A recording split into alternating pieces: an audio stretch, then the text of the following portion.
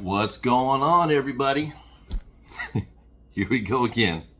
It is July 31st, and we are about 18 hours away from the Buoy 10 opener. This is now year 8 that I've been doing these Buoy 10 updates, and this update we're going to go over basically what to expect this first week, a little bit about what happened last year, and trying to get you guys prepped for the opener tomorrow. But I want to start out with a little bit of background on these Buoy 10 updates and kind of why I started them all the way back in 2015. And the reason why was because I wanted to help.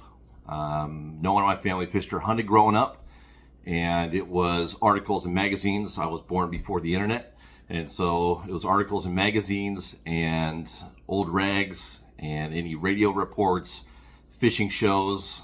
Heck, we had Fishing the West and Lemire's Outdoors back when I was a kid. There's a great video by Charlie White who did some awesome underwater footage. All the articles from, Fishing and Hunting News and Salmon Trout Steelheader. That is where I learned how to fish, was from all that and all the literature and books that I could come across. When I got a little bit older, it was fishing guides who helped me. You guys know, if you followed me for a while, that Jack Glass is pretty much like a second father to me, just because he's mentored me throughout my fishing career in this industry, from my time working as marketing for Shimano all the way through being a fishing guide, working at Outdoor GPS. He's kind of helped guide me along because he's been there, done that, and he's been innovative in his time and helped me kind of just figure out a way to make a living in this industry. You know, I do these videos not because it makes me money or because I'm hoping to book more trips. I'm already booked for this year for Buoy 10. I think my next open dates aren't until September, when I'm fishing upriver around the Portland area. For the thousands of views that you guys have been so generous to watch this content, I think last year I made $67 off of YouTube. So this is not for financial gain. This is not for more trips. This truly is to be able to help others catch fish. People help me. This is my opportunity to try and help you. And I'm very fortunate to be able to do so. In all honesty, after last season, I saw that several other fishing guides started doing this as well. And I was starting to think, maybe I need to stop. Maybe this last year was the last year that I'm going to do it, and I'll be done. I'll let other people share their voice and their opinions and their thoughts, and I'll just step away and let someone else have a try at this.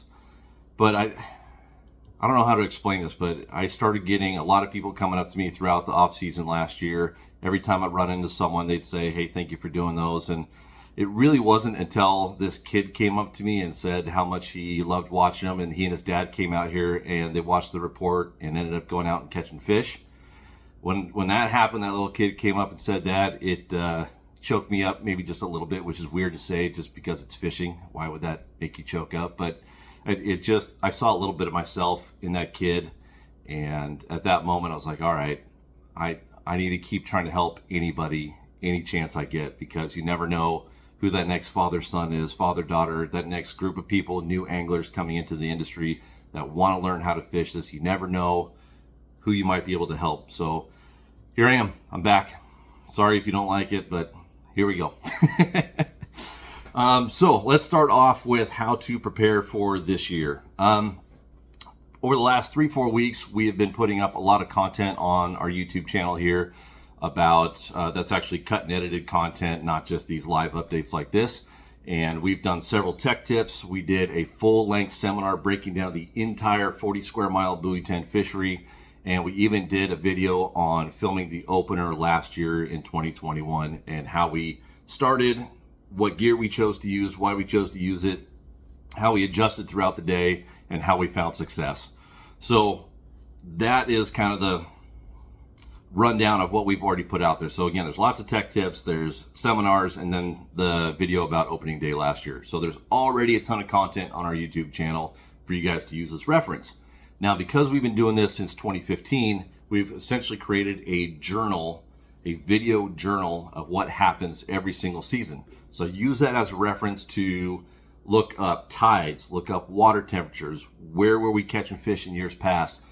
Everything that you need to know to catch fish is available through the past 8 years of our Buoy 10 updates, the tech tips, and the videos and seminars that we've put up. It's all there. All you have to do is just do the research and plan based on that information. Everything is there for you. There's really not much else to say. We go through rigging, tech tips, on and on and on. I mean, it's all there for you. So now it's up to you to use this information and use it to your advantage to hopefully go out there and find success this year. That being said, the plan for this year is still give you a play-by-play of what is happening, because every year is different. For example, last year, it's kind of interesting. There was really no bite above the bridge, and that had to do with water temperature. The first week we found a few fish above the bridge. Towards the end of the season, up around Tongue Point, there were a few fish because that thermal barrier was finally starting to come down just a little bit towards the end of August, first part of September. But again, every single year is different. We typically say on growing tides, we see more coho. Falling tides, we see more chinook. I think it was 3-4 years ago, it was the exact opposite. So who knows what this year's going to bring? All I can do is to try and help you guys out and explain to you and show you what I'm seeing each and every day out there.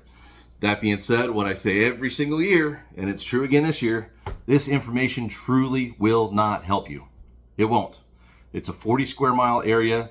There is millions of gallons of water flushing in and out every 6 to 8 hours. So when I do these updates at 2, 3, 4 o'clock in the afternoon, you see them the evening before at 6, 7 o'clock at night as you're getting ready for the next day. Those fish have already experienced 2 more tide changes with 1 more on the way before sunrise the next day. They have moved 20 miles 3 times, up and back again. So you got to go out there and just guess. You have to trust your electronics. You have to watch your water temperature gauge. And if you aren't catching fish, get out of there. You don't need to follow the fleet. You don't need to fish rod tip to rod tip. There's a ton of water spread out. Most of the season, I fish away from other anglers because there are well over 1 million fish coming in. And all you have to do is figure out when you start seeing a bunch of nets somewhere, okay, what's the water temperature? What depth contour? Are they following a rip? And then find that exact same structure and water temp. And there you go. You found them. Trust your electronics.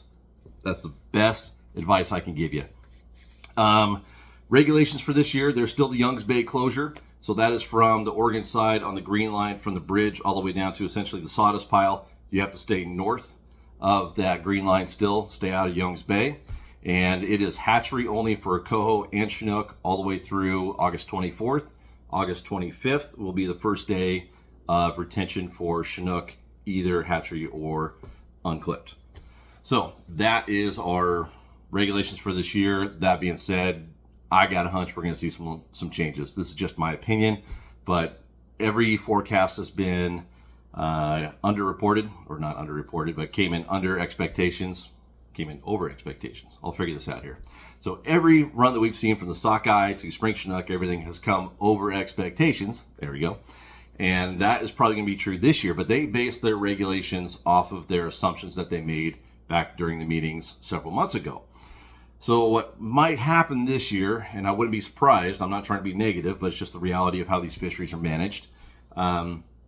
If we do really well this first week, because this first week is good tides for chinook, if the ocean continues to kick out fish and we just really get on a great bite, we may not be fishing down here in the Buoy 10 area for all of August. It's happened before in the past where they've closed it down. It might happen again this year if we are catching a bunch of fish, and that is predicated on the assumption that there are a lot of fish coming in. We've already seen it out in the ocean. There's a ton of coho. There's a lot of chinook. Hopefully they end up in the river, but that might mean that we're moving upriver a little bit sooner than expected. We'll see. That's based on water temperature too. So we'll just see what this season has to bring. That's part of the fun. Let's see. We covered all that stuff. I got my little notes here to make sure I don't forget anything. This first week, we're going to have outgoing tide through the morning, and then it's a little bit of a minus tide, but tides are getting smaller throughout the week. And I would probably start first thing in the morning below the bridge, since the minus tide tends to suck the fish downriver, and fish, from Church Hole to Hammond, Checkerboard, Ilwaco towards the bottom of the tide. And then when the tide flips, just kind of hang out in the same area, follow them up. But that's a guess. I don't know. I thought I had it figured out last year, and if you watched our Buoy 10 opener video from last year, I thought I knew exactly where to be, and I was off by about 4 miles. But once we got on them, we dialed it in. So, again, trust your electronics. Don't be afraid to move. Don't be afraid to admit when you're wrong. Let's see. I think that's honestly probably about it. And I'm already pushing 10 minutes on this one. I usually like to try and keep them about 2 to 4 minutes, just get to the point. But this is the opener for the Buoy 10 update. So at this point, just it should be a good week of tides. It should be a great season. Be safe out there. Take your time. It's dangerous water. So please, please, please be careful. Be safe. It's been foggy down here. And go out there, catch a bunch of fish, load up your freezers this fall, and have a good time. Subscribe to the channel if you like. If not, no big deal. Hopefully we're just here to help. Thanks everyone. We'll see you for the next 30 days. Hopefully, fingers crossed, that season stays open that long. But we'll be here every step of the way. Oh, and I get asked this question all the time too. Will I do this for other fisheries? Nope. Not doing this at any other fishery, and here's why. This is a 40 square mile fishery, and again, the fish are moving every tide change, 10, 15, 20 miles every 6 to 8 hours. This information is really not going to blow up a fishery or change anything, because no matter what I tell you, it's not going to help you the next day. That's not true for other fisheries. So that's why I only do it here, and the only reason I'll ever do it here. Because this is a place where everyone should come down, have fun. We get people from California, from Idaho, from Washington, all over God's green earth coming out here to enjoy the Super Bowl of salmon fishing, and everybody's welcome. Hopefully we have a good season. Again, be safe, and we'll see you throughout the next, hopefully 30 days. All right, guys, we'll see you soon. Later.